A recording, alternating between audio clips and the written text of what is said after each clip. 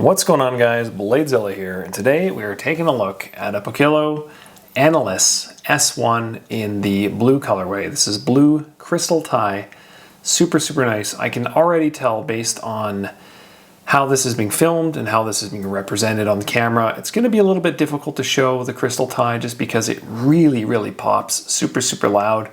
And I also want to say this particular example's got a little bit of a blemish on the clip for some reason.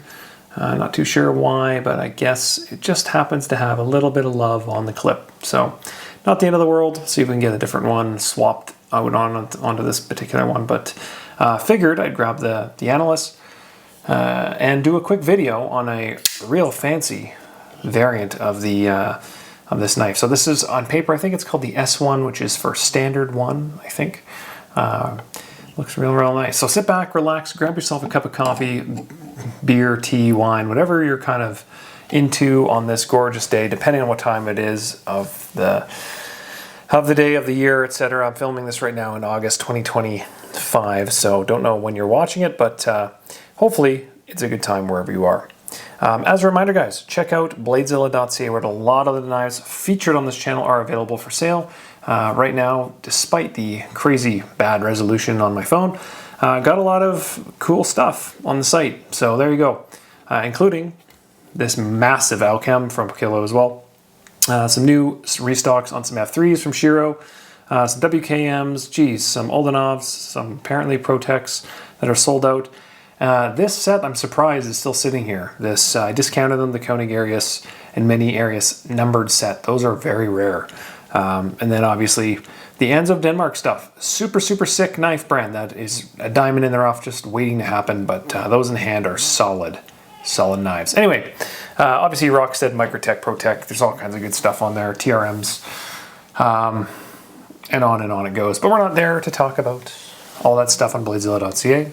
We're here to talk about this gorgeous, cool knife from Poikilo. So, where to start on this? Well, I guess since this is the first time I've had this knife, this model on the channel, let's start with some measurements so that at least we understand the scale of kind of what we're talking about here. So we're starting with a 8 3/8. It looks like overall length, right around there. Blade grind of 3 5/8. It looks like 3 5/8. To the center of that choil, you're 3 3/4. So pretty big EDC, on the bigger side, medium large. Handle length, we're coming in at 4 3/4, maybe a little under 4 5/8. And let's check, because I haven't really looked, what's the close length? Should be identical. Nothing changes on the handle, as you see, as it is a flipper and not a front flipper. So nothing really pops out. In terms of weight, it feels like it's got some heft because of that crystal tie, maybe, I don't know. I'm gonna guess 5 ounces. Feels like it's in the 5 ounce conversation. It's not necessarily a lightweight skeleton. 5'6", okay, great. I will take that, 5.5 ounces. You know what, if you've watched the channel enough, you'll know that I'm typically not even close on the weight, so when I'm at least on the same ounce, then that's a win in my books. An absolute win in my books. Okay, so aside from the 5.5 ounce weight, where do we kind of put this guy in hand? Well, it looks like we've got a tie back spacer. We've got some cool shaping on that main pivot hardware. That looks cool. One-sided as well, so I'm curious to see how they've kind of done that. On the show side, we still have a couple T8s, it looks like, to kind of anchor in some of this stuff, to put it all together. That would make sense on both sides. How does that work? We got one here. So one here on one end that attaches to likely 2 sides, and then on the other, that must go into the clip. So that clip looks like it's attached internally, but in fact, it's actually external on the show side. So that's kind of a cool little detail. I like that. The crystal tie is kind of separated into 3 chunks, which is cool. You know, it kind of looks like a frame lock, but really it's kind of got liner lock vibes with a little flair to it. It's kind of unique. It's kind of hybrid. It's nice. Definitely runs on bearings. Super silky smooth. On the inside, despite that 5.5 ounce weight, you can see there's quite a lot of milling actually. Some centering lines on the underside of that backspacer. And then the walls of that titanium are also heavily milled. So much more than I was expecting for that weight. Wow, I was kind of expecting this to be pretty non-milled for the price point, which I think is around 500 US. Really pleasantly surprised on that.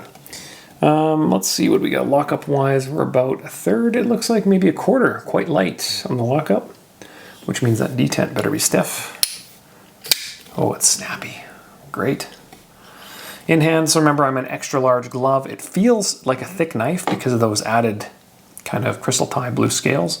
They also make it in, I think, purple tie, or purple crystal tie, which I actually, I will have following this video. I have another one of these on the table here that's purple, so it's pretty cool. It fits my hand quite nicely actually. And as you can see, the jimping actually ramps up. It's not flat with the handle, so your thumb kind of falls into it. Hopefully you can kind of see that. It's quite a nice little touch. And actually, now that I'm looking at this, if it wants to focus so that we can kind of look at this together, the whole top of this knife has actually got a bit of a bowl shape to it, a concave shape. So maybe that's why it fits nicely in hand. It just really kind of falls into there. And that back spacer has a nice little arch, a little ridge in it. And your hand kind of wraps around it quite comfortably. That was not really expected. On the other side, we got a big, probably T15, maybe T20 main pivot screw, which looks quite nice. Not going to strip that out anytime soon. And then, like I said, that clip, it's touching on top. Is it touching on top? That crystal tie, I'd be curious to see how that wears over time as well. It does have a lanyard hole, keep that in mind. So if you want to run something to make it look all fancy schmancy, Nancy, you certainly can. It doesn't really, let's see where that blade gets to. Yeah, because of that big, it's a, what is it, like a Tanto kind of style blade. It definitely, that cutout certainly works in the favor to hide away from that lanyard hole. So certainly a knife that would look good with, you know, a blue bead of some kind, but not that it really needs any more length on that handle, as I'm an extra large glove and I still have another finger on the back of this. Quite comfortably. It is all rounded as well. I don't know how well you're going to see that, but you can kind of see these big trapezoid-like lines in the handle.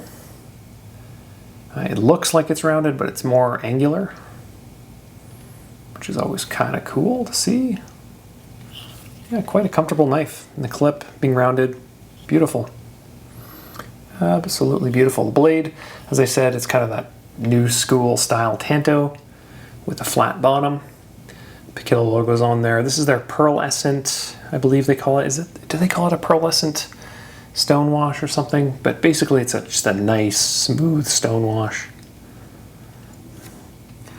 Flat angle on the top of this blade. And can you get all the way down there? Is it flat? It is flat on top. Beautiful. No reinforcement on the tip, which is kind of expected. You don't really need it on a Tanto. And it's a flat grinded, it feels like. So yeah, quite nice. I thought it was, yeah, there it is, M398. I was going to say 398. So that makes a lot of sense. Good choice of steel. Quite nice. An action that's superb in the Shirogorov conversation, honestly, out of the box, which is not necessarily expected, not necessarily required, but certainly appreciated, which I love. We've got some gear patterning in the backspacer as well. I didn't mention that, and then nothing on the backside here. Dead center, which is good. And then I just love details like this. That centering line on the backspacer on the back, that's so nice. See the inside there? I love little things like that. Size-wise, let's get a couple of my normal. Man, the light on this is just bouncing like crazy. We'll do a couple normal ones. Let's start with an Astrum. 4-inch blade. Good size knife, right? Kind of quietly going under the radar, I'd say. Stellar from Shiro. There you go. Very, I'd say pretty close to a Stellar in size overall, as you can hopefully see. The blade definitely, you know, It looks a lot thicker and the handle looks a lot thicker, but lengthwise it's about as stellar. Let's do a Quantum next. There's your E-Knives Quantum. Really good size. Love that knife. And then on the, so that's Quantum. Where's my Hattie? I love when this stuff is just, hey, you know what? I can't find my Hattie, so we're gonna do an F95. This happens to be a custom division, same size, literal overall in almost every way. And let's get into a couple other ones in this kind of price point. So we'll do a Hinderer. This is a Eclipse, I believe, with tie scales. Pretty cool knife. A little old school from the Hinderer fans. We can do, I got a Spartan Harsey here. For the folks who like Spartan Harseys, I think they make great work knives. They're, I think, heavily underappreciated for what they are. Phosphor bronze washers. Just classic action. To me, it's like if a Hinderer and a CRK made a bit of a mix, that's what that knife would be. We'll grab our Nums on. There you go. This is an S45 old school compared to the new Magna Cut fancy ones. I've always thought about the idea of getting this one rebladed to Magna Cut, but then I just go, you know, I want a glass blasted Nums on, and at some point I need to just probably sell this one and get a glass blasted Magna Cut Zon. I think that's how I would spec that knife if I were to do it again. Sabenza 31 large drop point. There you go. Also S45, sorry. Thunderbird edition from Canada. Cool. Good owners, good group. Sell some really banging cool stuff. And they got their Thunderbird edition, which is, I think, means double stud, glass blasted frame. And an S45 and a drop point, so that's cool. And I want to find my small Sabenza, which has my little pigtail hanging off on it, a little lanyard pigtail. There you go, for my small Sabenza crowd. So that should show the size of the Anolis there. There you go. And it likes to tip because of that lanyard hole and fall backwards. So there we go. And I think that's all I'm going to really share in terms of regular ones in the case.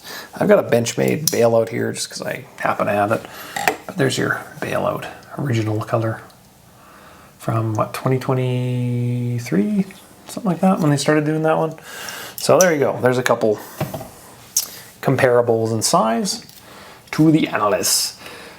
So who's this one for? Well, I think that, you know, Poikilo's making some really cool flippers. They're also making a bunch of ones with thumb studs, a bunch of cool, you know, that Orca came through. I think I did a video on the Orca. That thing's so cool and so unique. And I'd say, like, for people who are in like British Columbia, I think that the Orca would be such a cool collector's knife just because it's got British Columbia vibes to it. You know, I don't think I've had too many flippers from them. And this one's certainly executed very, very well. Like, I get a lot of Riet vibes in that blade shape. I really do. But that's cool, right? I get some American vibes in that blade shape, certainly. I don't know if you guys see it or not, but I certainly do. I think that this particular knife, they kind of missed the boat in not putting a thumb stud on it to kind of give you some variance. I always like having more options the better, and it seems like customers these days really love having more options of deployment. So I think it'd been cool to have a thumb stud on there. But the flipper, built in perfectly, forward of center on the pivot, meaning that if I drop a plumb line down from where you activate the knife, it's forward of center, so it comes out real easy, real smooth. You find the flipper tab also very easily because it's kind of built into the frame, very much like the Quantum is.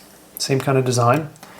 It angles up as well, so a bit more grip on there. And certainly some aggressive jimping in that you can grab it, pull it, you're not slipping, sliding, flopping, and any other descriptive puns that I can come up with. Super nice grind as well, consistent, nicely made. I think these, I don't know if this one actually came with a COA. I'd have to look. It seems like most of them do come with a COA, but I don't know where those if they're numbered anywhere or if you have to take it apart on the inside to see any kind of serial number, but I think they are numbered. Unless it's just a COA with, you know, materials. And unfortunately, it's on the other side of the room, so I'm not going to grab it and show it in the video. But I thought off the top of my head they may be numbered. But I don't see anything hiding number-wise. Unless it's on the inside of the blade somewhere here. No, I don't see it. Not sure. Super cool knife. Really like the design. I think this would make a great kind of dressy carry. In that medium-large size, right? It's in the stellar conversation, and it's kind of got that unique patterning in the outside show scale as well on both sides, right? It's pretty unique that way. Crystal tie definitely looks cool, certainly unique compared to most other kind of configurations, and I feel like crystal tie is kind of getting trendy again. Like, it's just a cool kind of galvanized look, and in this case it's like a colored galvanized. Like, it just looks really, really sharp. Certainly cool. I don't know how durable crystal tie is, but I imagine if you're putting a clip on top of it, it's probably very durable, as it is tie still. So, very cool.